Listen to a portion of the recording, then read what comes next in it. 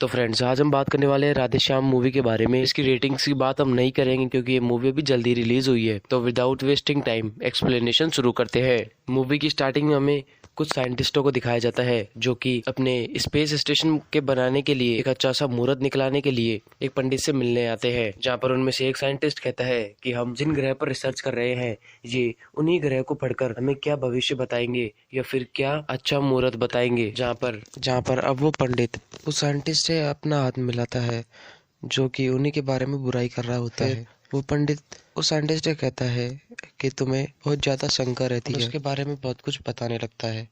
अब उन्हीं में से एक साइंटिस्ट उस पंडित से पूछता है कि आपकी जगह कौन लेगा आपके बाद। अब हमें प्रभास को दिखाया जाता है जो कि इस मूवी में विक्रमादित्य का रोल प्ले कर रहे हैं और आज वो इंडिया के प्राइम मिनिस्टर का हाथ देखने के लिए जा रहे होते हैं। अब वो वहाँ पर प्राइम मिनिस्टर से मिलने के लिए और उनका हाथ देखने के लिए पहुंच जाते हैं। अब विक्रमादित्य प्राइम मिनिस्टर का हाथ देखने लगते हैं। अब हाथ देखने के बाद वो प्राइम मिनिस्टर से कहते हैं कि आप कुछ दिनों में इंडिया के अंदर इमरजेंसी डिक्लेयर करने वाले हैं। जहाँ पर प्राइम मिनिस्टर काफी शॉक हो जाती है, लेकिन विक्रमादित्य उनसे कहता है कि यही 100% सच है। अब अगले सीन में हम विक्रमादित्य को एक रेस्टोरेंट में देखते हैं जहाँ पर उसे एक लड़की अपना नंबर देती है। अब वो दोनों एक साथ मिलने लगते हैं। अब उन्हें मिलते मिलते काफी दिन हो जाते हैं।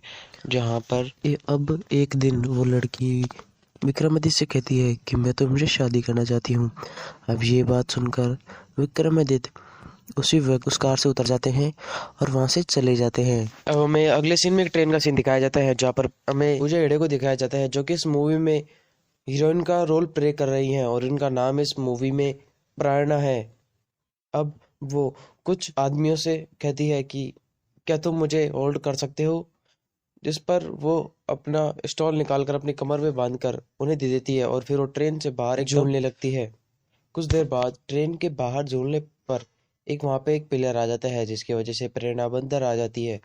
अब हम अगले सीन में प्रेरणा को एक हॉस्पिटल में देखते हैं जहाँ पर वो एक पेशेंट को देख रही होती है। वो पेशेंट कहता है कि मुझे काफी सारी बीमारियां हैं, मेरा चेकअप करो। जहाँ पर प्रेरणा उससे कहती है कि हमने तुम्हारा चेकअप पहले ही कर लिया है और तुम्हें कोई भी बीमारी नहीं है, तुम्हें एक ऐसी बीमारी है। अब वो कहती है तुम्हें एक ऐसी बीमारी है जिसमें आदमी को लगता है कि मुझे बहुत सारी बीमारी हो रही है लेकिन वो बीमार नहीं रहता। अब यहाँ से सीन कट होता है और हमें विक्रमादित्य की फैमिली को दिखाया जाता है जहाँ पर उसकी फैमिली में उसकी माँ और उसका भाई होता है, लेकिन उसका पापा पहले ही गुजर चुके थे। अब विक्रमादित्य की फैमिली में उसकी माँ एक डांसर होती है। अब विक्रमादित्य का भाई उसके कमरे में जाता है जहाँ पर विक्रमादित्य सो रहा होता है और फिर उसका भाई उसकी डायरी उठाता है और उसमें पढ़ने लगता है कुछ लिखा हुआ था। अब जैसे ही प्रभास को ये पता चलता है तो वह अपने भाई के हाथ से वो डायरी छीन लेता है और अपने पास रख लेता है। जहाँ पर उसकी मदर बताती है कि ये सब इस डायरी में वो सब कुछ लिखता है जो कि उसके साथ फ्यूचर में होने वाला है और इसी रीजन से वह उस डायरी को किसी को भी नहीं देना चाहता था और वो नहीं चाहता था कि उस डायरी को कोई और भी पढ़े। अब हमें अगले सीन में प्रेरणा को दिखाया जाता है जहाँ पर वो वापस उसी ट्रेन में बैठी हुई होती है और वहां पर किसी का इंतजार कर रही होती है जो कि उसे वापस नीचे झुला सके। अब यहाँ पे प्रभास यानी कि विक्रमादित्य आते हैं। विक्रमादित्य स्टॉल पकड़ लेते हैं और उसे झुलाने लगते हैं, लेकिन प्रभास उसे पिलर के साइड में खींचकर खुद ही प्रेरणा को देखने लगते हैं। जहाँ पर प्रेरणा भी प्रभास को देखने लगती है। फिर प्रेरणा को पता चलता है कि एक पिलर आ रहा है जिसकी वजह से प्रेरणा विक्रमादित्य को ट्रेन के अंदर खींच लेती है। ये सब कुछ होने के बाद भी विक्रमादित्य प्रेरणा को देखता ही रहता है। अब हम अगले सीन में विक्रमादित्य के गुरु को देखते हैं जो कि विक्रमादित्य के घर उससे मिलने के लिए आए होते हैं। विक्रमादित्य को वो एक बुक देते हैं जिसमें वो कहते हैं कि मैंने अभी तक जो भी रिसर्च और जो भी कुछ किया है वो इसमें लिखा हुआ है। जहाँ पर वो उसे विक्रमादित्य उस किताब को खोलता है तो उसमें लिखा होता है हम हिस्ट्री 99%, हम जो भी बताते हैं उसकी होने की प्रोबेबिलिटी सिर्फ 99% है, 100% प्रोबेबिलिटी कभी नहीं होती। अब अगले दिन विक्रमादित्य इंडिया के सबसे रिचेस्ट आदमी का हाथ देखने के लिए जा रहे होते हैं। अब वो वहां पर पहुंच जाते हैं और इंडिया के सबसे अमीर आदमी का हाथ देखने लगते हैं। जहां पर वो हाथ देखने के बाद कहते हैं कि आपका फ्यूचर बिजनेस में है, आपका फ्यूचर पॉलिटिक्स में नहीं है। जहां पर वो इंडिया का रिचेस्ट मैन विक्रमादित्य से कहता है कि तुम दोबारा देखो मेरा हाथ। जहां पर प्रभास यानी कि विक्रमादित्य कहते हैं कि मुझे दोबारा देखने की आदत नहीं है। और फिर उनके डैडी का कॉल आ जाता है जहां पर उस रिचेस्ट मैन के डैडी से प्रभास से बात करने के लिए वो रिचेस्ट मैन कहता है, जहाँ पर प्रभास उसके पापा को बताते हैं कि इनका फ्यूचर कभी भी पॉलिटिक्स में नहीं है, ये बिजनेस में ही अच्छा कुछ कर सकते हैं। अब विक्रमादित्य उस रिचेस्ट मैन को एक डेट भी बताता है और बोलता है कि इस डेट को तुम अपने पापा का बिजनेस टेक ओवर कर लोगे। अब वो इंडिया का रिचेस्ट मैन विक्रमादित्य कहता है कि तुम मेरी मदद करो और मैं तुम्हें इंडिया वापस जाने में मदद करूंगा। लेकिन विक्रमादित्य उससे कहता है कि मैंने पीछे से लेके आगे तक का सब कुछ पढ़ लिया है, क्या होगा, और मुझे किसी की जरूरत नहीं है। अब इतना कहकर विक्रमादित्य वहां से चल देते हैं और उस रिचेस्ट मैन के कुछ आदमी विक्रमादित्य को रोकने के लिए उसका पीछा करते हैं, जहाँ पर विक्रमादित्य भागने लगते हैं और वो भी उनका पीछा करने लगते हैं। अब भागते भागते विक्रमादित्य का एक्सीडेंट हो जाता है। अब एक्सीडेंट होने के बाद विक्रमादित्य एक हॉस्पिटल में जाते हैं, जहाँ पर उस हॉस्पिटल की डॉक्टर प्रेरणा ही होती है। अब उसका ट्रीटमेंट किया जाता है और उसका ट्रीटमेंट करने के बाद वो थोड़ा सही हो जाता है, जहाँ पर अब डॉक्टर से पूछते हैं कि तुम्हारा एक्सीडेंट कैसे हुआ। अब विक्रमादित्य झूठ बोलता है, वो कहता है कि मैं प्रेरणा से लव करता हूँ और उसके लिए मैं जान भी दे सकता हूँ। अब कुछ देर बाद जैसे ही प्रेरणा को पता चलता है कि प्रभास ने उसके बारे में विक्रमादित्य ने उसके बारे में ये सब कुछ खाया, वो उससे मिलने के लिए आ जाती है और वो उससे कहती है कि तुम मौत को समझते क्या हो। जहाँ पर प्रभास कहता है कि मैं मौत को बहुत हल्के में नहीं भारी में लेता हूँ और मैं डेली इसके लिए 2 मिनट कम से कम प्रैक्टिस करता हूँ। अब वो उन सबको मरने की प्रैक्टिस करने के लिए यानी कि डेथ प्रैक्टिस करके दिखाता है, जहाँ पे सारे पेशेंट ये सब कुछ देख हंसने लगते हैं। अब प्रेरणा को दिखाया जाता है जो कि अपने घर में ये सब कुछ सोच रही होती है कि डेथ प्रैक्टिस क्या होती है और ये सब कुछ क्या है। अब कुछ देर बाद वो भी डेथ प्रैक्टिस करना शुरू कर देती है। जैसे उसकी फैमिली वापस आती है और उसकी फैमिली उससे पूछती है कि तुम क्या कर रही हो, तो वो कहती है कि मैं डेथ प्रैक्टिस कर रही हूँ। अब उसकी फैमिली भी हंसने लग जाती है ये सब कुछ सुनकर। अब अगले सीन में हमें प्रभास यानी कि विक्रमादित्य को दिखाया जाता है, जो कि प्रेरणा से मिलने के लिए हॉस्पिटल में आते हैं और वो प्रेरणा से कहते हैं कि अगर तुम कल 10:30 बजे स्टेशन पे आई तो मैं समझ लूँगा कि तुम्हारी तरफ से हाँ है, और अगर तुम नहीं आई तो मैं अपना मुँह कभी भी तुम्हें ज़िंदगी में नहीं दिखाऊंगा। अब अगले सीन में हम देखते हैं प्रेरणा को जो कि ट्रेन में बैठी हुई होती है और उसके दोस्त उससे कह रही होती है कि तुम अच्छा है कि तुम वहां पर नहीं गई। अब जैसे ही प्रेरणा उस ट्रेन से उतरती है तो वो देखती है कि विक्रमादित्य एक बाइक लेके वहीं स्टेशन पे खड़ा हुआ होता है, यानी कि वो करीबन 900 किलोमीटर दूर बाइक से ही चलकर उसी के लिए आया होता है, उससे मिलने के लिए। अब प्रेरणा उसके साथ बाइक पे बैठकर चली जाती है। अब वो दोनों काफ़ी घूमते फिरते हैं। अब जैसा कि प्रभास ने शर्त रखी थी कि अगर हम अगले दिन मिले तो मैं तुम्हें किस करूँगा। अब वो काफ़ी घूमने फिरने के बाद और काफ़ी किस करने के बाद वापस घर आ जाते हैं, जहाँ पर अब प्रभास और प्रेरणा काफ़ी घूमकर वापस अपने घर आ जाते हैं, जहाँ पर प्रभास यानी विक्रमादित्य प्रेरणा को छोड़ने के लिए उसके घर आया होता है। अब वो दोनों कुछ बातें कर रहे होते हैं। वो कह रहे होते हैं कि हमने करीबन 97 केसेस ले चुके हैं, लेकिन प्रभास का हाथ माइक ऑन करने वाले बटन पे ही रहता है, जिससे कि जो भी कुछ वो बातें कर रहे होते हैं वो सब कुछ प्रेरणा की फैमिली उनके घर के अंदर सुन रही होती है। प्रेरणा की बहन बाहर आती है और कहती है कि कम से कम माइक तो बंद कर लो। विक्रमादित्य वहां से हाथ हटा लेते हैं।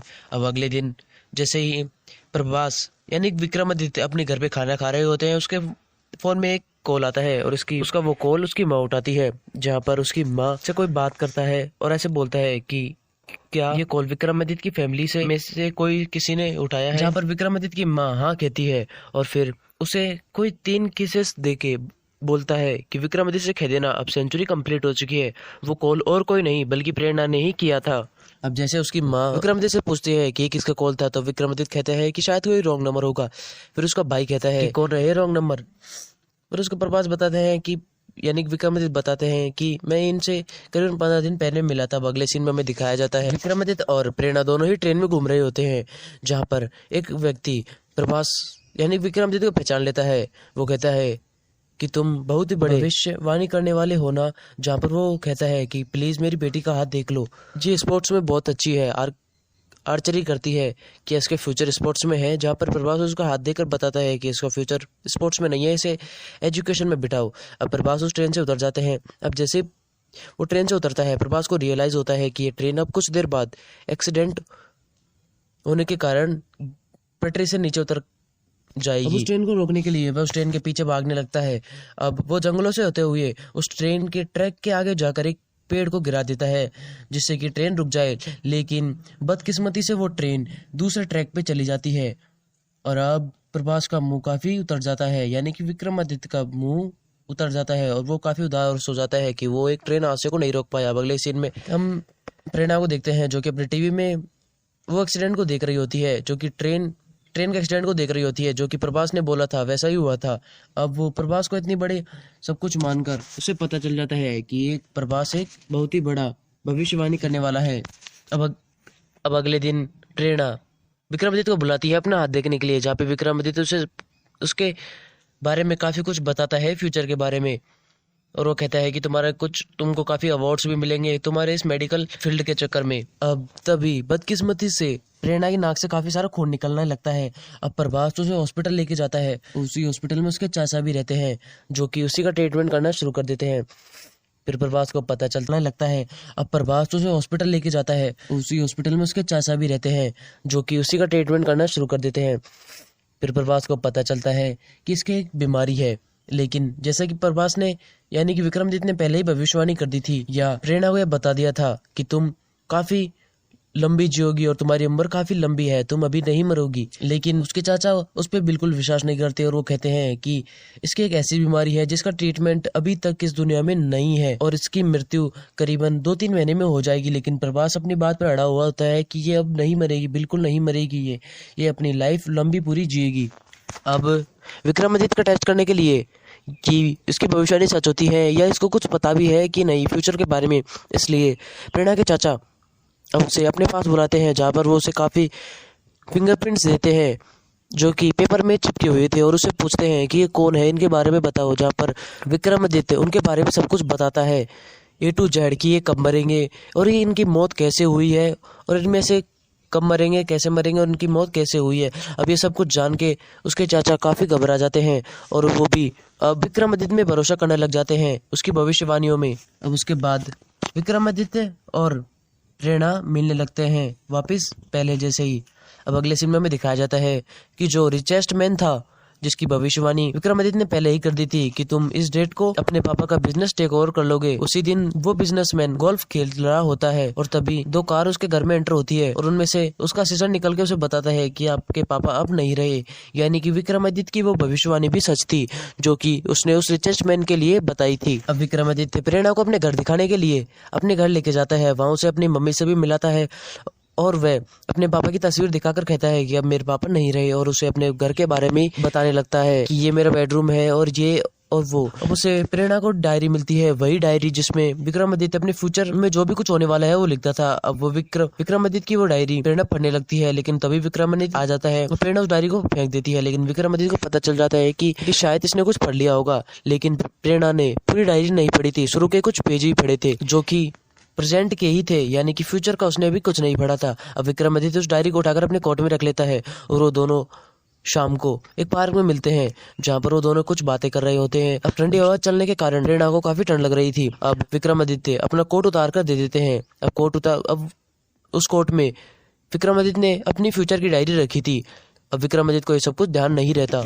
अब उसी रात विक्रमादित्य से प्रेरणा आई लव यू कहने वाली थी, लेकिन उससे पहले ही विक्रमादित्य उससे कहता है कि मेरे हाथ की लाइंस में लव लाइंस नहीं है, मेरे हाथ की रेखाओं में, और मैं अगले दिन यानी कि कुछ दिनों में ही अपनी मम्मी के साथ इस देश को छोड़कर जाने वाला हूँ। ये सब कुछ सुनकर विक्रमादित्य के मुंह से प्रेरणा काफी घबरा जाती है और वो अपने घर चली जाती है और प्रभास भी अपने घर चले जाता है।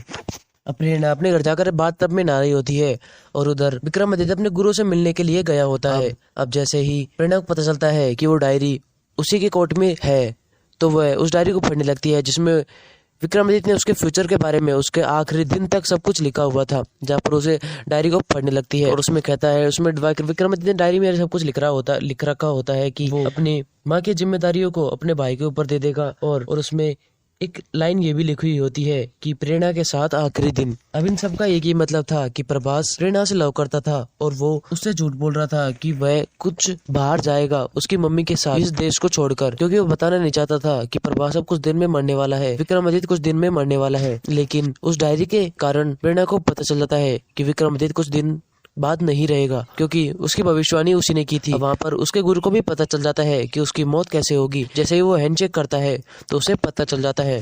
अभी विक्रमादित्य को ये सब कुछ नहीं पता था कि प्रेरणा को उसके बारे में सब कुछ पता चल गया है कि उसकी डेथ अब नजदीक है। अब विक्रमादित्य उसे डांस करने के लिए बुलाता है कि क्या तुम प्लीज कल मेरे साथ डांस करोगी, इसके बाद मैं इस देश को छोड़कर चले जाऊंगा। लेकिन प्रेरणा को पहले से ही पता था कि ये कल उसका आखिरी दिन होगा, यानी कि 26 को उसकी डेथ हो जाएगी। अब प्रेरणा उसके साथ डांस करने के लिए आ जाती है और वो दोनों वहाँ पर डांस भी करते हैं। और उसके बाद वो कैमरे में जाकर एक दूसरे के किस लेने लगते हैं। विक्रमादित्य और प्रेरणा, अब अगले दिन प्रेरणा और विक्रमादित्य अलग अलग हो जाते हैं। मीन्स वो एक दूसरे से नहीं मिल रहे होते हैं। जहाँ पर विक्रमादित्य को वो लड़की दिखाई देती है जिसका उसने हाथ ट्रेन में देखा था। अब उस ट्रेन के हादसे के कारण उसका हाथ कट चुका था।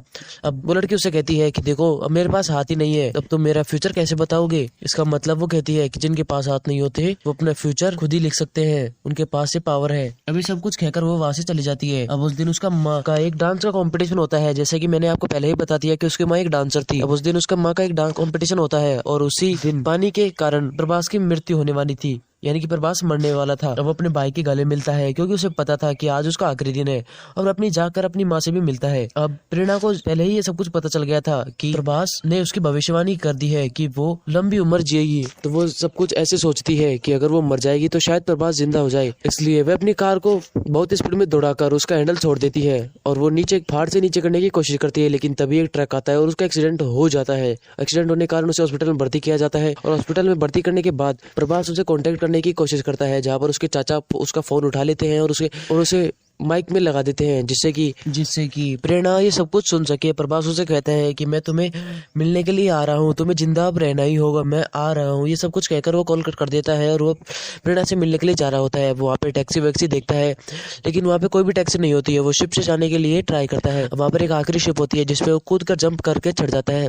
अब वहाँ का कैप्टन वही होता है जो कि उसी हॉस्पिटल में भर्ती था और वो कहता था कि मेरे बहुत सारी बीमारीज है, मेरा चेकअप करो। वो काफी दूर जा रहे होते हैं, लेकिन तभी सुनामी आने लगती है और उनका शिप टूटने लगता है। अब धीरे धीरे उनके शिप में पानी बढ़ने लगता है और उन्हें काफी दिक्कतें होने लगती है। प्रभास भी और फिर वहां पे पेट्रोल के चलते हुए, जैसा कि शिप में पेट्रोल था, वहां पे एक ब्लास्ट होता है। उस ब्लास्ट में प्रभास गिरने लगता है, लेकिन एक रस्सी पकड़कर, एक लोहे के चेन पकड़कर वह वापस आ जाता है शिप के ऊपर। अब शिप डूबने लगती है, जहां पर प्रभास भी शिप के साथ नीचे पानी के अंदर डूब जाता है।